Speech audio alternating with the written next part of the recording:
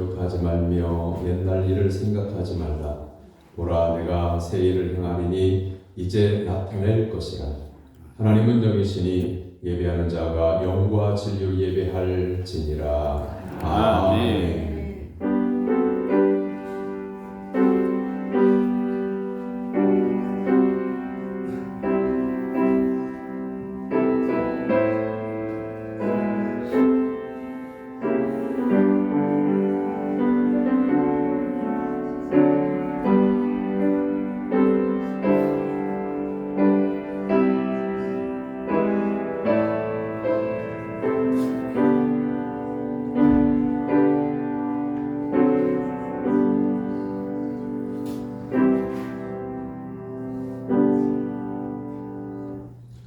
우리의 소망이신 하나님 아버지, 새해의 첫 주일을 주님께 드리며 찬양과 경배를 올려 드립니다. 지난날에 어두웠던 먹구름을 모두 거두어 주시고 새해에는 밝고 희망찬 날들이 이어지도록 도와주시옵소서. 아멘. 새해 첫 주일에 예배하는 이 감격과 다짐과 기쁨이 올해가 다 가도록 변하지 않도록 인도하여 주옵소서. 저희들은 지난 한 해 동안 주일을 지켜 예배하는 것도 오직 하나님의 은혜로 되어진 것임을 깨달았습니다. 주님, 올 2025년을 주님께 맡기오니 52주 365일 매일 매 순간 사랑과 권능으로 저희들을 인도해 주시옵소서. 아멘. 예수님의 이름으로 기원하옵나이다.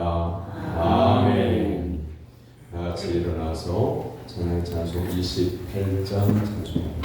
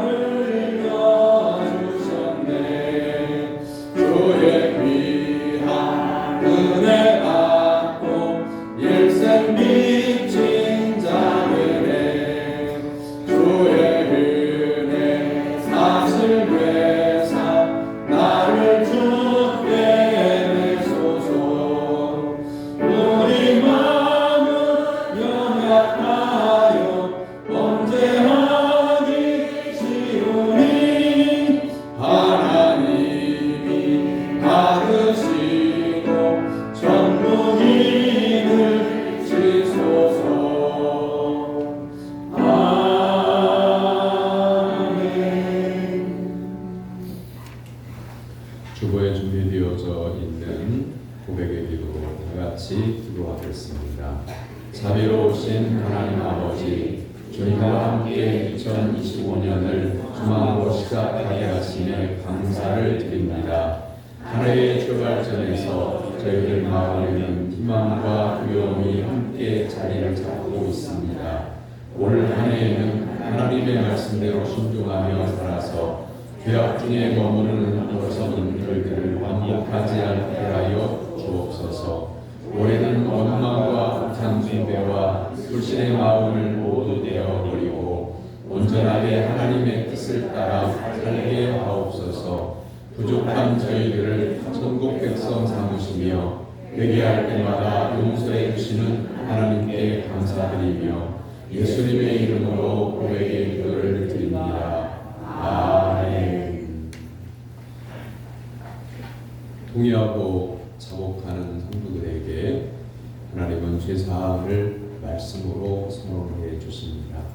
그런즉 누구든지 그리스도 안에 있으면 새로운 피조물이라 이전 것은 지나갔으니 보라 새 것이 되었도다. 아멘. 성시교독은 10편 1편입니다. 1번의 말씀입니다.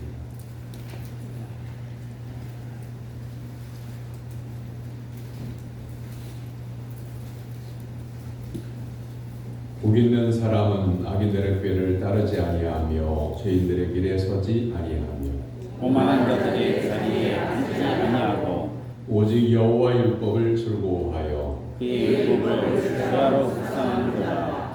그는 시냇가에 심은 나무가 저를 따라 열매를 맺으며 그 잎사귀가 마르지 아니하니 그가 하는 모든 일이 다 형통하리로다. 악인들은 그렇지 아니하며 오직 바람에 나는 저와 같도다. 그러므로 악인들은 심판을 견디지 못하며 죄인들이 의인들의 모임에 듣지 못하리로다. 무릇 의인들의 길은 여호와께서 인정하시나 악인들의 길은 망하리로다. 아멘. 사도신경으로 신앙을 고백합니다. 나는 전능하신 아버지 하나님 천지의 창조주를 믿습니다. 나는 그의 유일하신 아들 우리 주 예수 그리스도를 믿습니다. 그는 성령으로 잉태되어 동정녀 마리아에게서 나시고 본디오 빌라도에게 고난을 받아 십자가에 못 박혀 죽으시고 장사된 지 사흘 만에 죽은 자 가운데서 다시 살아나셨으며 하늘에 오르시어 전능하신 아버지 하나님 우편에 앉아 계시다가 거기로부터 살아있는 자와 죽은 자를 심판하러 오십니다. 나는 성령을 믿으며 거룩한 공교회와 성도의 교제와 죄를 용서받는 것과 은혜의 보혈과 영생을 믿습니다. 아멘. 자리에 앉아서 183장 찬송한 후에 다같이 기도할 때에 이현주 장로님 기도인도합니다.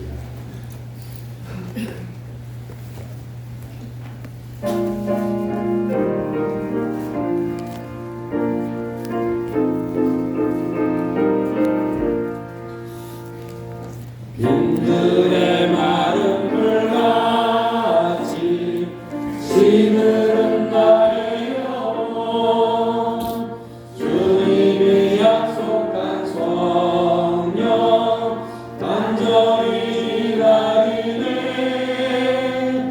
아브람의 마른 땅에 단비를 내리시듯 성령의 새 생명 주옵소서. 반가운 빗소리 들려 산천이 춤을 추네. 봄비로 내리는 성령 내게도 주옵소서. 가물음의 마른 땅에 단비를 내리시듯 성령의 단비를 부어 새 생명 주옵소서. 절 따라 우로를 내려 조목이 무성하니 발급한 내 심령 위에 성령을 부으소서.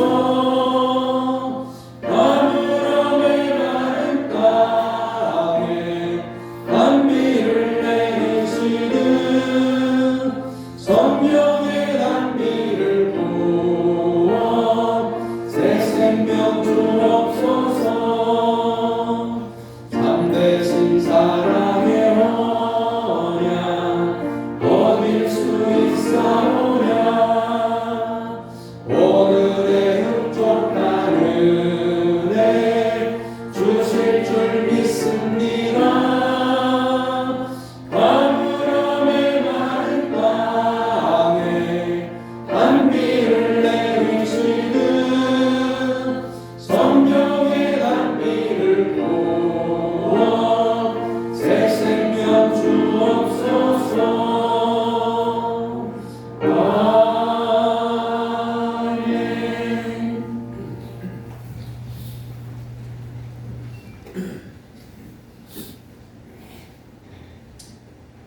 전능하신 사랑의 하나님 아버지 감사합니다.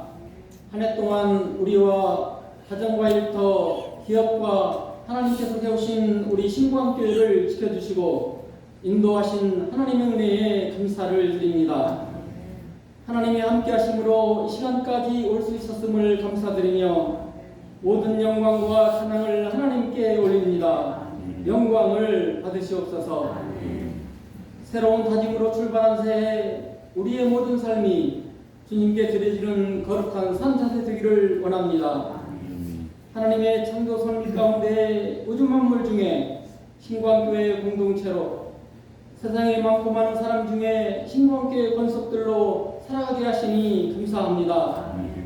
주님의 말씀과 사랑 안에서 우리 신광교회가 든든히 세워지고 모든 것을 알고 계시고 모든 것을 하실 수 있는 하나님, 우리를 관심하시고 간섭하셔서 붙잡아 주시고 반석 위에 세우시며 주님의 사랑의 줄로 메어주시기를 기도합니다.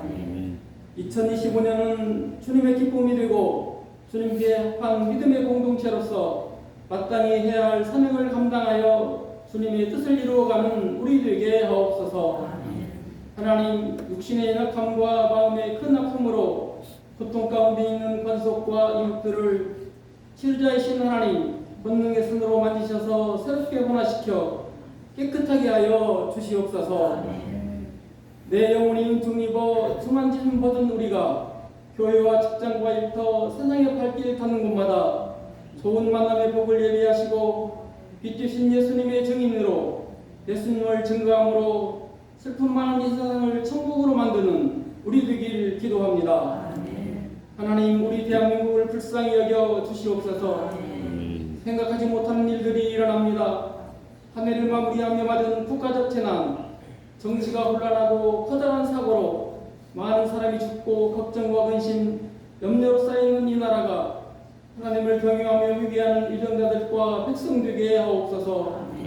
불안과 두려움에 잠식된 사유를 치유하는 유일한 길은 예수 그리스도에게 참된 소망을 찾는 것이라 믿습니다. 하나님의 정의와 공의로 다스려짐으로 모든 문제가 지혜롭게 해결되는 나라 되길 기도합니다. 하나님, 목사님의 가정을 복으로 인도하여 주시옵소서. 은혜와 평강을 주시옵고 말씀으로 기도로 전도로 영혼 구원을 위한 목회 사역을 감당할 때 주님의 위로와 힘으로 함께하여 주시옵소서. 교회 공동체가 사랑 안에서 연합하고 격려하며 주님의 이름을 높이며 주님의 영광을 위해 함께하게 하옵소서. 이 시간 믿음으로 예배를 돕는 찬양대원들의 삶을 형통케 하여 주옵소서. 찬양에다가 정성을 다하여 창조주 하나님의 높고 위대하심을 찬양합니다. 영광을 받으시옵소서. 내 발의 등이요 내 길의 빛이 되시는 예수님의 이름으로 기도합니다. 아멘.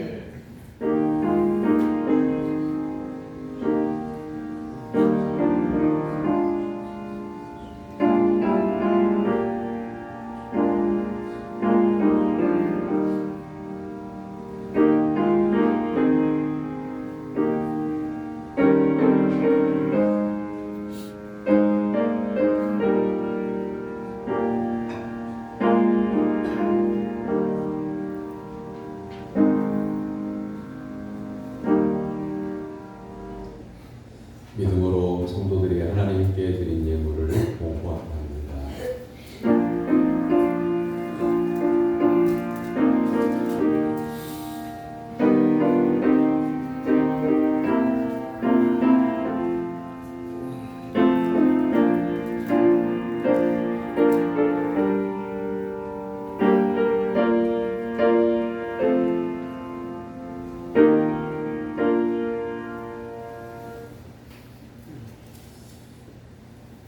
기쁨으로 드리는 성도들에게 은혜 베풀어 주시는 하나님 아버지, 언제나 좋은 것으로 채워 주시고 숨쉬는 순간마다 은혜가 차고 넘치게 해 주심을 감사드립니다. 이 시간 그 은혜와 사랑을 깨달아 주님의 것을 구별하여 봉헌하오니 기쁨으로 받아 주옵소서. 주님께서 공급하시는 힘과 열정으로 얻은 소출로 11조를 드립니다. 성도의 가정에 부모들이 헌신하는 모습들이 자녀들의 심령에 새겨지기를 원하며 감사 예물을 드립니다. 생일 감사 헌금을 드리며 범사에 감사하며 이사 신방 예배 드림을 감사하고 또 첫 주 주일 예배를 드림으로 하나님 앞에 예배할 때에 감사 예물을 구별하여 드립니다. 또한 추도 1주년을 감사함으로 하나님 앞에 예물을 구별하여 드립니다. 새해 집사들과 사랑하고 존경하는 믿음을 가지고 생활 속에서 사랑받게 하며 사랑받으며 살게 하옵소서. 기도하는 기도의 제목 올려드립니다. 새해 건강 주시기를 원합니다. 새해도 저희 가족과 함께 하옵소서. 말씀에 순종하는 새해 되기를 원합니다. 하나님 앞에 간구하는 기도의 제목 올려드리며 감사 예물을 구별하여 드립니다. 아버지 하나님께서 거룩한 손을 들어서 다른 성들의 머리 위에 안수해 주시고 기도의 제목마다 응답하여 주시며 한 해 동안 하나님께서 지켜 주시옵소서. 2025년 새해를 맞이하여 새 마음으로 작정하여 추정헌금, 선교헌금, 건축헌금, 일천번제 헌금을 구별하여 드립니다. 작은 것을 드리지만 그 믿음을 보시고 받아 주시옵소서. 감사의 향기가 어두운 마음의 생기가 되게 하셔서 하나님의 은혜 가운데에서 살아가게 해주시고 험난한 세상을 믿음으로 헤쳐나갈 수 있도록 날마다 도와 주시옵소서.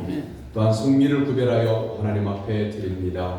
일용할 양식을 주신 하나님께 감사함으로 구별하여 드리는 성미를 받으시고 그 생활의 현장 가운데서 항상 하나님께서 동행하여 주셔서 일용할 양식이 차고 넘쳐서 나누어주고 베풀어주는 삶을 살게 하여 주시옵소서. 우리 교회를 통해서 이루실 일을 하나님께서 이끌어 주시기를 원합니다. 가정마다 성도들마다 오직 하나님의 기쁨이 되도록 도와 주시옵소서. 연약한 몸에 생기를 주시옵고 또한 얽힐 문제들이 형통의 복으로 풀리게 하여 주시옵소서. 예수님의 이름으로 기도하옵나이다. 아멘. 하나님께서 오늘 우리에게 주시는 말씀은 에스겔 37장 14절 말씀, 사도행전 9장 31절 말씀. 먼저 구약성경 에스겔 37장 14절 말씀부터 받도록하겠습니다. 구약성경 개동경책은 1209쪽, 에스겔 37장 14절 말씀.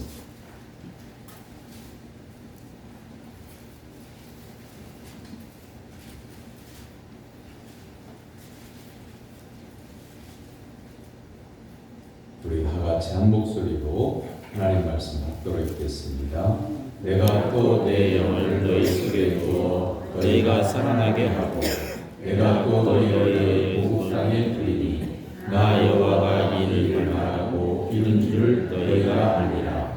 여호와의 말씀이니라. 아멘. 신약성경 사도행전 9장 31절 말씀. 제 성경책은 신약성경 203쪽입니다.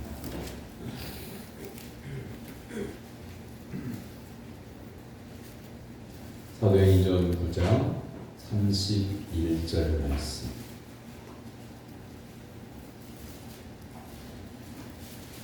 살아계신 하나님의 말씀을 다같이 받들어 읽겠습니다. 그리하여 온 유대와 갈릴리와 사마리아 교회가 평안하여 든든히 서하고 주를 경외함과 성령의 위로로 진행하여 수가 더 많아지니라. 아멘. 이는 살아계신 하나님의 말씀입니다. 아멘. 찬양대가 찬양하는 하나님께 영광을 드려드립니다.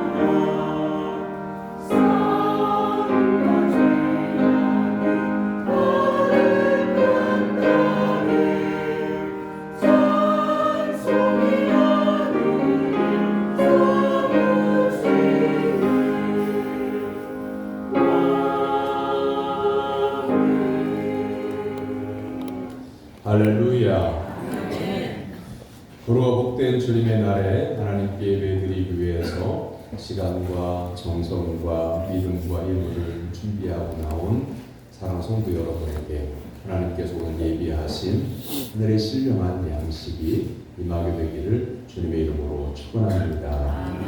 옆에 있는 분 바라봅니다. 이렇게 인사합니다. 새해 하나님의 복 많이 받으세요. 새해 하나님의 복 많이 받으세요. 말씀의 은혜 받읍시다. 말씀의 은혜 그 안에서 사랑하고 존경합니다. 사랑하고 존경합니다.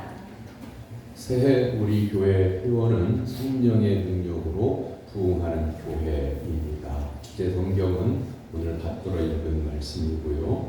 우리 교단의 표어를 따른 것입니다. 이 주제를 우리 교단에서 정하게 된 것은 한국교회가 직면한 위기 상황 때문입니다. 목회 데이터 연구소에 따르면 19세 이상 교회에 출석하는 성도들을 대상으로 설문조사를 했는데 교회에 나가지만 자기는 명목상 기독교인이다 라고 이렇게 응답한 교인이 4명 중 1명인 것으로 조사가 됐고요. 그리고 이 4명 중 1명에게 그럼 구원의 확신이 있습니까? 라고 물어보니까 51%만 예라고 대답했다고 합니다. 그보다 더 충격적인 사실은 최근 10년 동안 20대에서 40대의 교인이 절반이 교회를 떠났다고 하는 겁니다. 그것이 교회 학교 감소로 이어지게 되죠. 왜냐하면 20대, 40대는 어린 아이들을 둔 부모 세대이기 때문에 그렇습니다. 우리나라가 경제협력개발기구 38개국 가운데 11년째 출산율 꼴찌를 기록하고 있습니다. 2024년 3년도 말 기준으로 결혼을 하는 가정에서 아이를 출산하는 그 출산명이 0.7명에서 0.65명으로 내려갔습니다. 그래서 사망자 수가 출생하는 어린이보다 더 많은 나라가 우리나라가 되어서 뉴욕타임스, 미국의 유명한 뉴욕타임스에서는 한국의 인구 감소 속도가 14대기 흑사병이 창궐했던 중세 유럽보다 더 빠르다 이렇게 분석한 바가 있습니다. 물론 정부 차원에서 노력을 많이 했습니다. 2006년부터 15년 동안 출산율 증가를 위해서 무려 280조 원을 썼는데 효과가 미미했습니다. 그 효과 때문에 출생률이 높아진 거 있지만 사망률이 더 높아지면서 그게 인구 감소로 오게 된 거죠. 여러 가지 이유가 있겠습니다만 교회의 책임이 막중하다라고 하는 것은 교회가 복음의 생명이 왕성했던 때에는 우리나라도 국민도 왕성했습니다. 근데 교회가 쪼그라들면서 나라도 쪼그라들고 있다는 것을, 그리고 교회 무엇보다도 그 어떤 기관보다 우리나라 안에 있는 어떤 단체보다 예수 그리스도를 믿는 성도의 모임인 교회가 영적으로 충만해 있어야 나라가 잘 될 수 있다고 하는 것을 우리가 나라 현상을 보면서 깨닫게 돼요. 반대로 나라가 이렇게 쪼그라들고 있고 위기 상황이 있는 것은 영적인 보루가 되어줘야 할 교회가 무너져 있다는 것을 반증하는 거죠. 닐콜 목사님은 교회 3.0이라고 하는 책을 썼는데요. 교회 1세대가 언제냐면 예루살렘 교 초대교회 때를 말하는 거고요. 그 다음에 교회 2.0 2세대에는 중세시대에 교회가 교권뿐만 아니라 국가의 권력까지도 좌우할 수 있는 그런 시대예요. 근데 지금은 교회가 3세대, 교회 3세대 시기에 접어들었는데 교회가 건물이 있고 성도가 있지만 지역사회의 성도들이, 그 교회 성도들이 복음의 영향력이 없으면 소멸되는 시대예요. 교회가 교회다워야 교회를 사람들이 오는 집에, 그렇지 않으면 가차없이 생명의 가치를 잃어버린 교회로 판명이 나면 그 교회는 무너지고 만다. 그런 의미예요. 그래서 요한계시록의 말씀처럼 귀 있는 자는 성령이 교회들에게 하신 말씀을 들을지어다.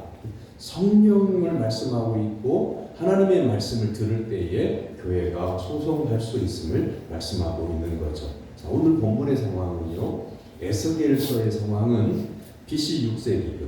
다시 말하면 예수님 오시기 전에 500년 내지 600년 그 사이여간에 남유다 왕국과 북이스라엘이 완전히 멸망을 합니다. 그래서 유다 민족이 바벨론 침략으로 멸망을 하고 백성들이 포로로 끌려갑니다. 파괴된 성전과 황폐해진 나라의 모습은 마치 에스겔 37장에 나오는 어느 골짜기에 마른 뼈들이 가득한 것 같은 곳과 같았습니다.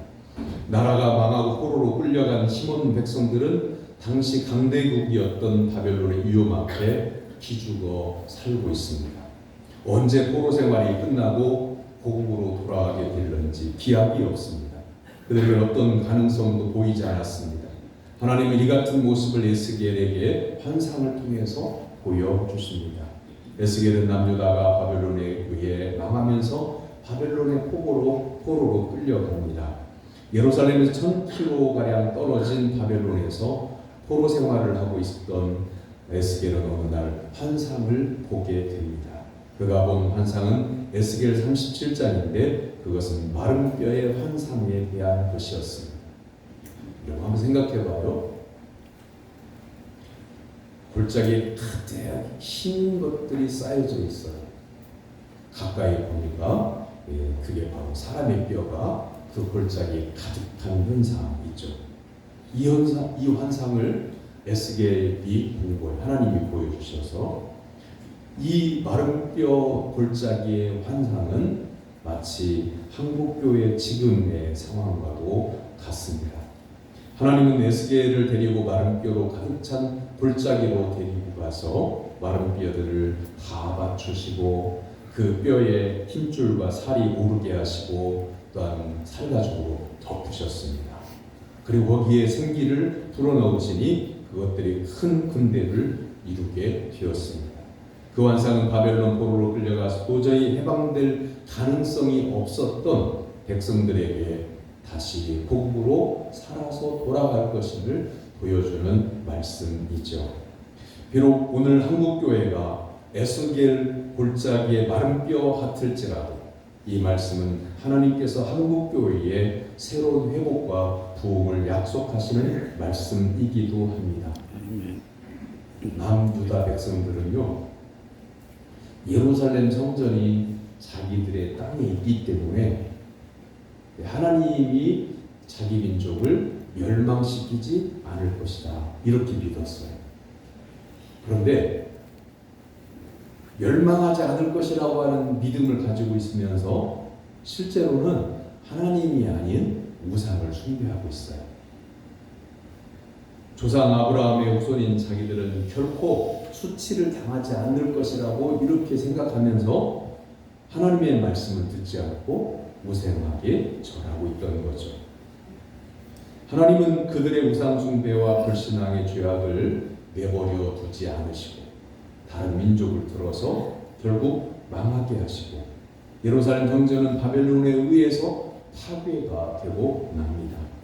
유다 땅은 황폐화되었고 예루살렘은 황무지로 변했습니다.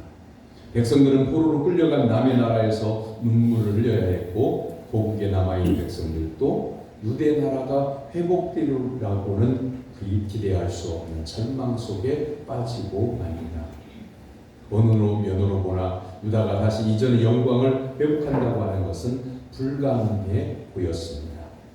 이런 절망의 시기에 포로로 끌려간 사람들 중에 한 사람이었던 에스겔이 여호와의 영에 이끌려 어느 골짜기로 가게 되어서 에스겔 골짜기에 마른 뼈들이 살아나는 환상을 하나님의 은혜로 보게 된 겁니다.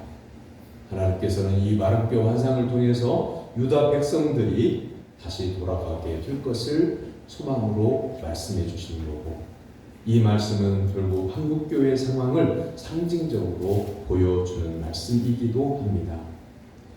오늘날 한국교회는 교회의 위기를 우리 스스로가 탄식하며 기도하는 것뿐만 아니라 사회가 교회를 걱정하는 상황 가운데에 놓여져 있습니다. 에스겔 37장 2절의 말씀, 나를 그 뼈 사방으로 지나가게 하시기로 본즉 그 골짜기 지면에 뼈가 심이 많고 아주 말랐더라. 여호와의 영은 에스겔을 데리고 그 뼈 주위를 사방으로 다니게 하셨습니다.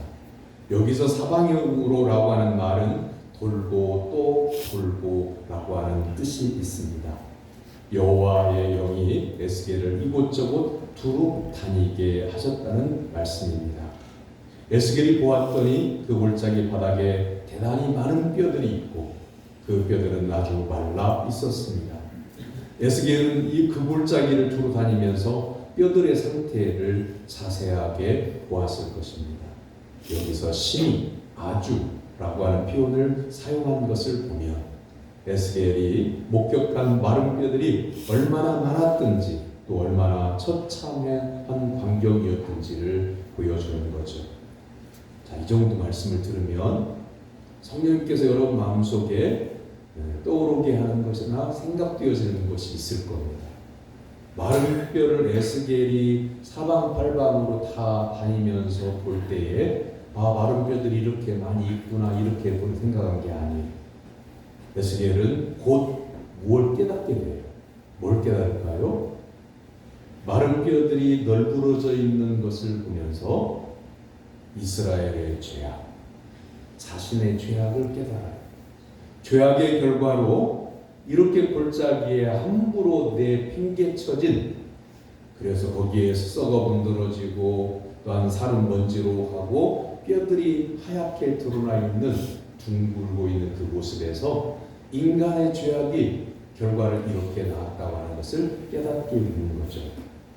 사랑하는 성도 여러분, 여러분 마음속에 이런 마음이 있을 거예요. 나는 아니지.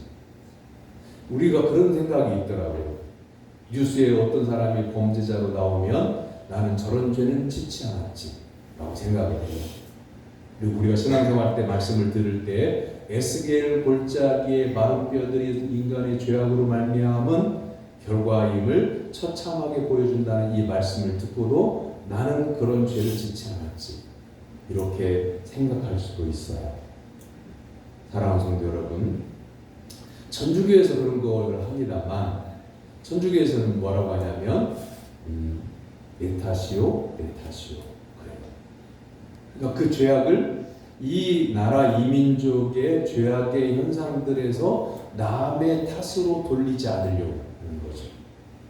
내가 이웃을 사랑했더라면, 내가 가족을 잘 보필했더라면, 보살폈더라면, 내가 교회에서 믿음을 지켰더라면, 내가 동네에서 만나는 사람들에게 예수 그리스도의 사랑을 전했더라면 나라가 이렇게 되지는 않았을 텐데. 여러분 더 한번 생각해 봅니다. 한국 교회가 그래도 10,000명 가까운 성도들이 예배 때만이라도 성전에 나와서 나라 민족을 위해서 두 손 들고 눈물을 흘리며 기도했더라면, 그리고 우리가 말씀에 순종해서 사회에 나가서 다른 국민들에게 모범적인 삶을 살았더라면, 여러분 5천만 명 가운데 1,000만 명이 말씀의 은혜 받고 사회에서 생활을 할 때 믿음으로 살고 사랑으로 살고 법을 지키며 살고 모범적으로 살고 다른 사람들을 섬기며 살면 5사람은 완전하게 변화될 수 있어요. 그런데 이 1,000만 명이 본을 못 보이니까 세상에 사는 4사람도 한 사람의 교인을 보면서 교인도 저렇게 하는데 뭐 그러면서 안심을 하고 더 죄악을 범하는 거지 않습니까? 5천만 명을 5명이라고 치면 교인은 1명이고 예수 안 믿는 사람은 4명이잖아요. 5명이 친구예요. 그래서 어디를 가요? 어디 유원지를 놀러 갔는데 술에 취하고 흥청망청할 때 이 한 친구가 그러는 겁니다. 술을 너무 많이 마시지 말자. 그리고 술에 취하지 말아서 옆에 있는 사람들에게 피해를 주지 말자. 쓰레기 버리지 말자. 우리 갈 때 다 치우고 가자. 한 사람이 그래봐요. 네 사람이 이길 것 같지만요. 불완전하고 자유분방하고 죄악을 범하는 사람이 정직하게 바른 길을 사는 사람을 이기지 못해요. 결국에는 양심의 가책을 느껴서 함께 동조하게 되어 있는 거예요. 에스겔 37장 3절의 말씀 보세요. 앞에 쪽에 있어요.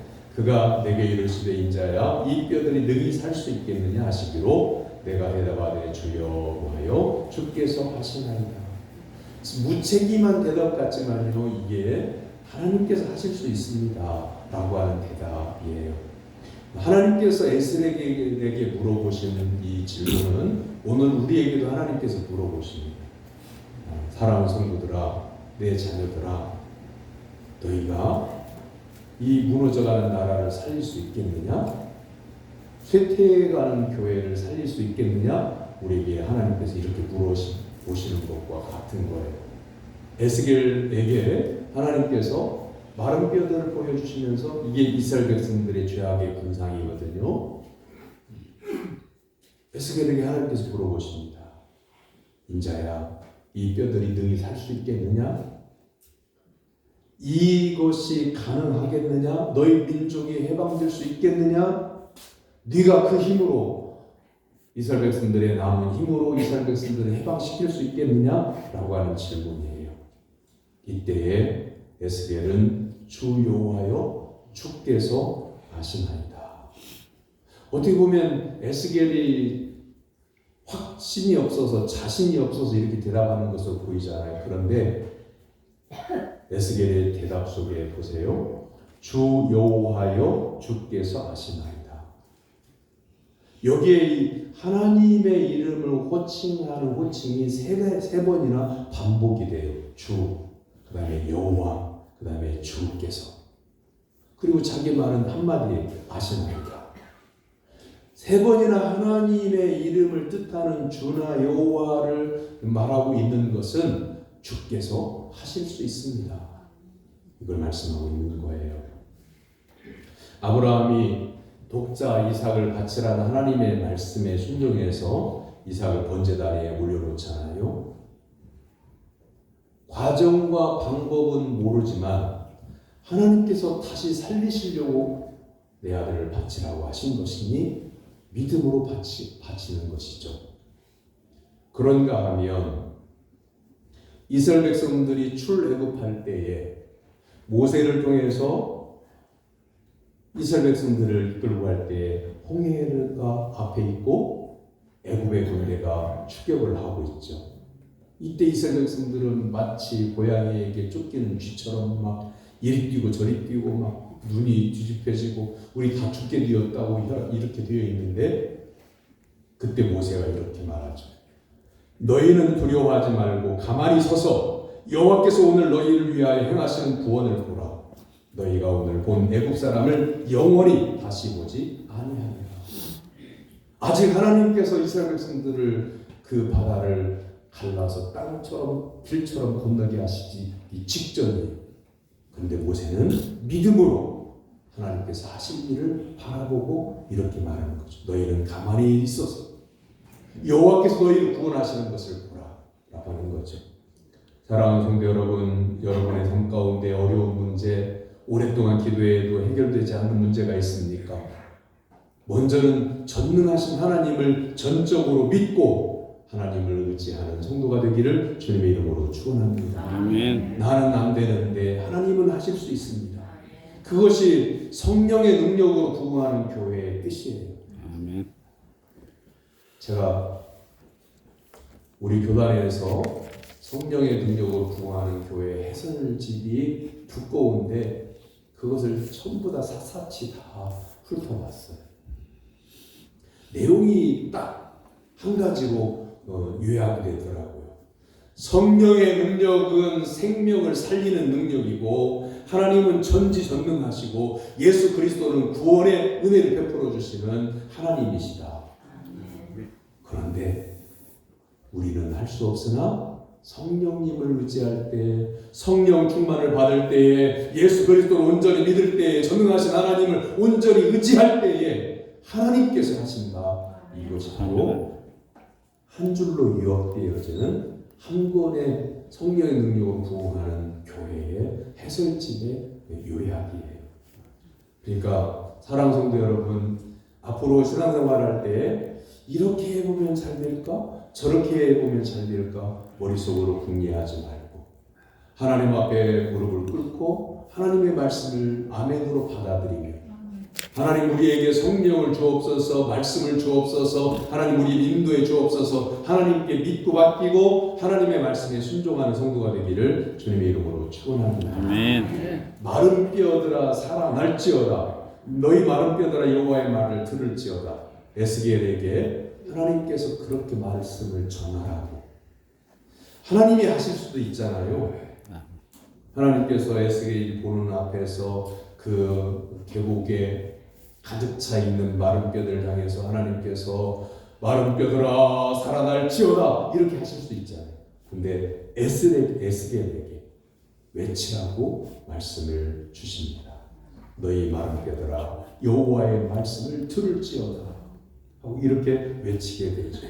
7절의 말씀에는 이에 내가 명령을 따라 대언하니, 대언했다고 그랬어요. 하나님께서 말씀하라고 하니까 그 말씀을 대신해서 말씀을 전했다 이런 뜻이잖아요. 7절의 말씀 보세요. 이에 내가 명령을 따라 대언하니 대언할 때 소리가 나고 움직이며 이 뼈 저 뼈가 들어맞아 뼈들이 서로 연결되더라. 그리고 10절의 말씀에 이에 내가 명령대로 대언하였더니 생기가 그들에게 들어가매 그들이 곧 살아나서 일어나서는데 극히 큰 군대더라. 할렐루야. 아멘. 하나님께서 말씀하라고 하셔서 대언하니, 대신 하나님 대신 말씀을 전하니 마른 뼈들이 살아나서 군대가 되었다. 여기에서 핵심이 뭐냐면 마른 뼈가 살아나서 군대가 되었다. 엄청난 기적이 일어났다. 그것보다 더 중요한 말씀이 있어요. 그건 뭐냐면 에스겔이 하나님의 말씀을 듣고 그 말씀을 전할 때에 대언했다. 이걸 끝까지 말하고 있어요. 여러분 신앙생활하는 성도님들이 놀라운 기적을 경험하잖아요. 그럼 사람들에게 막 자랑하고 싶어요. 하나님의 은혜를 자랑하고 싶어요. 하나님께 나에게 하신 기적의 일을 사람들에게 증거하고 싶어요. 그런데 사람들은요 대부분 건넘더라고요. 성령 체험한 사람들 가운데에 건넘는 사람들이 어떤 사람이에요? 신천지에 가 있고 하나님의 교회에 가 있고 어머니의 교회에 가 있고 그래요. 사랑하는 성도 여러분, 여러분이 하나님으로부터 엄청난 기적의 은혜를 받아서도요 항상 말할 때마다 주어가 하나님이어야 돼요. 하나님이 내게 은혜를 베풀어 주셨습니다. 하나님이 하셨습니다. 하나님이 나를 고쳐주셨습니다. 이렇게 해야지. 고쳐주신 건 맞는데 내가 사실은 작정 끼고 했습니다. 자기가 한 행위를 말하고 있는 거예요. 근데 에스겔은 뭐라고 말해요? 큰 에스겔 골짜기에 엄청난 마른 뼈들이 살아나는 것도 놀라운 기적인데 군대처럼 일어났다. 놀라운 역사를 기록하고 있는데 그 중심이 뭐냐면 하나님께서 말씀하신 대로 내가 대신 전했더니 이걸 에스겔은 기록할 때마다 말하고 있습니다. 신앙한다고 하는 것은요 하나님의 말씀의 신적인 내용을 듣는다고 하는 것을 의미하는 거예요. 바꾸어서 더 풀어서 얘기하면 우리가 하나님을 믿는다고 했을 때 신앙생활을 한다고 하잖아요. 그건 믿고 우러러본다고 하는 것인데 그럼 어떤 것을 믿고 우러러볼 것이냐? 하나님의 말씀을 내가 듣기 위해서 산다. 그것이 바로 신앙생활의 뜻입니다.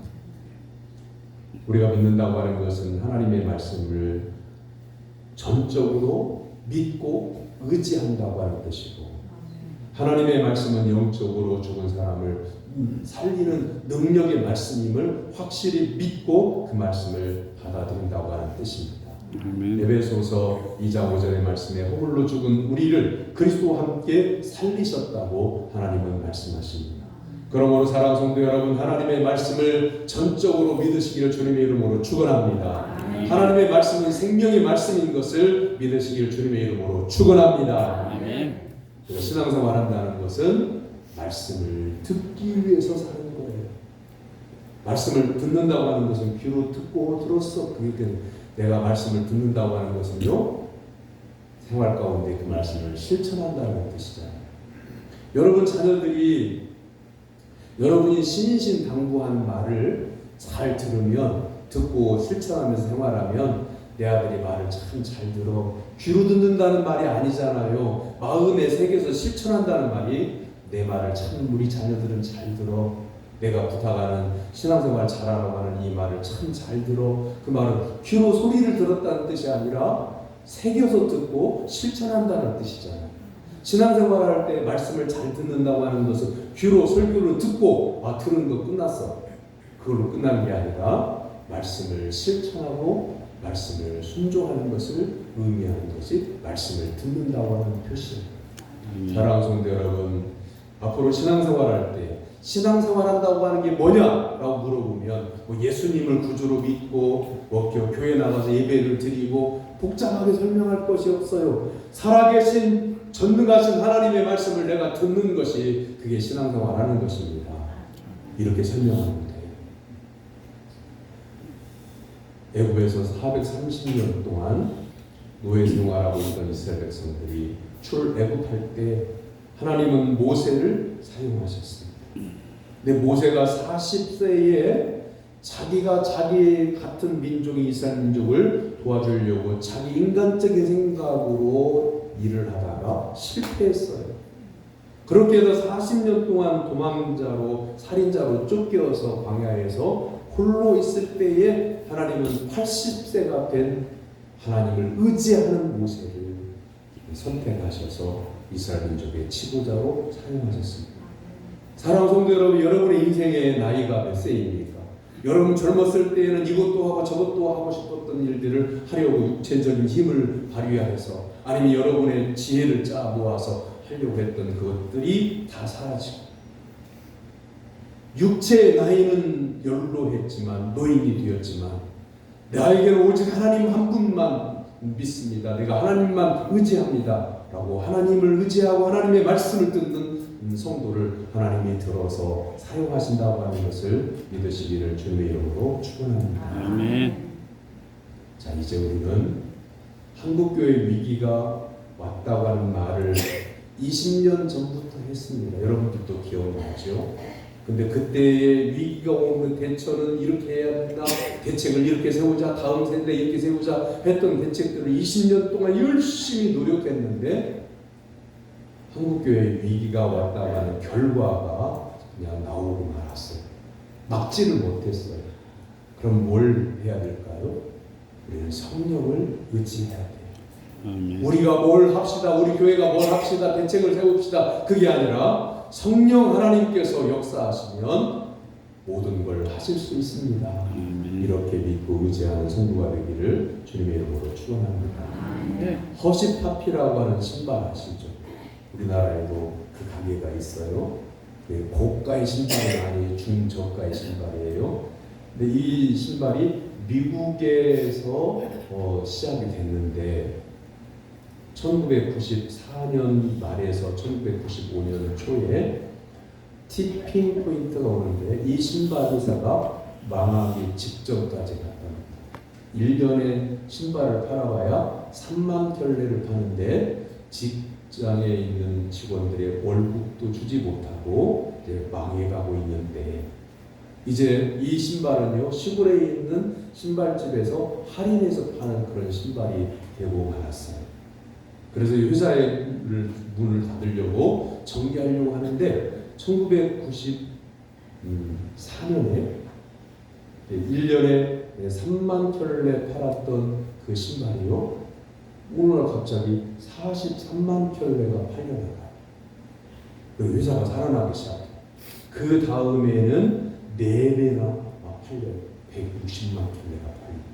그 회사가 지금 세계적인 회사가 됐어.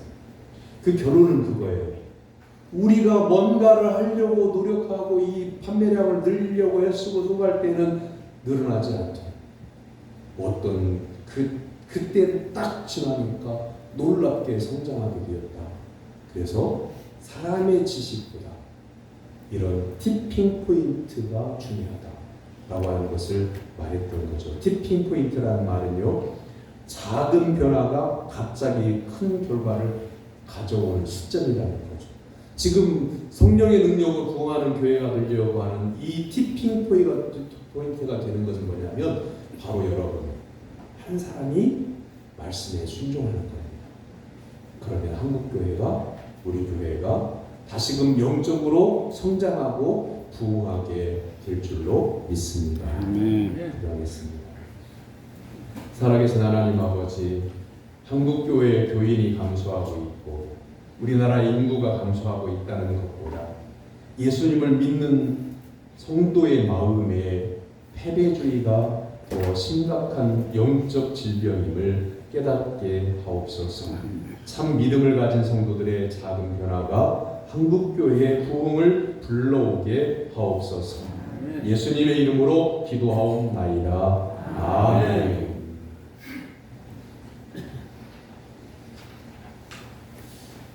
주보를 금년에 바꿨습니다. 해마다 바꾸는데 이번 해에 주보는 좀 더 산뜻하게 디자인이 되는 것 같아서 감사합니다. 이제 1월 달은 다시 여러분의 삶을 점검하고 시작하는 달입니다. 오늘은 신년 감사합니다. 난예배 후에 재직회 잠깐 보냅니다. 새 마음으로 새해를 시작하기를 바랍니다. 신년 재직 교사 세미나가 다음 주일 오후에 있습니다. 자세한 광고는 다음 주 난예배 때에 하겠습니다.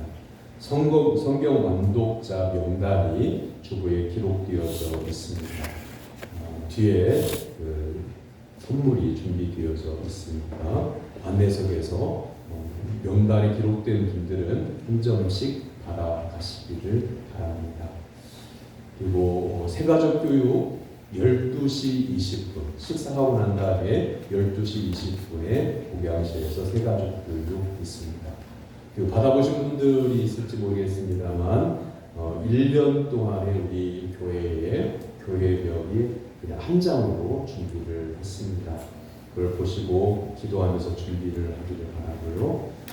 변화되고 바뀌어지는 부분들이 있는데 주일 오후 예배 변화를 시도하려고 합니다. 2월달 정도에서 시작을 하려고 하니까 다시 설명을 드리도록 하고요.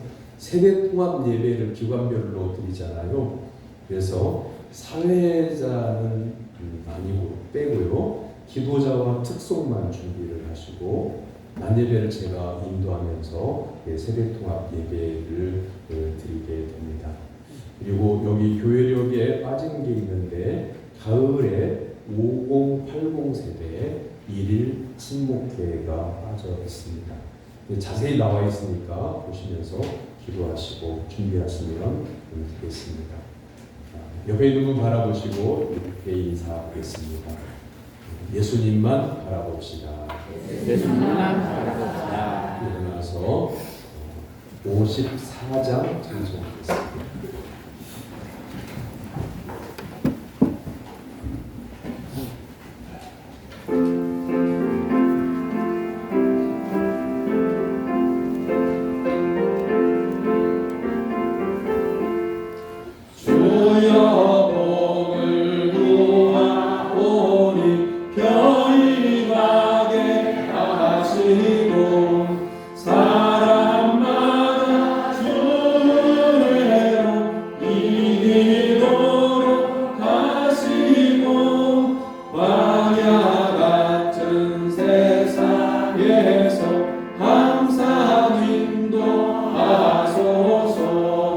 주의 복된 말씀 듣고 무한 감사합니다.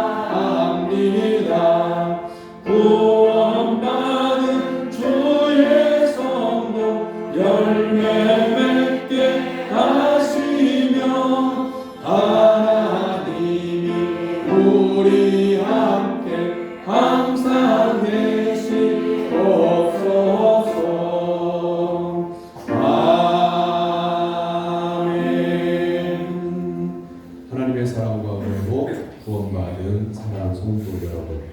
삶의 현장으로 나아가 복음을 전하며 살 것을 주님의 이름으로 위탁합니다.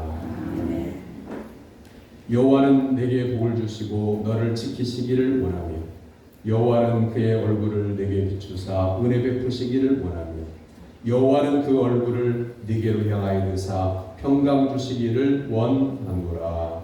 아멘.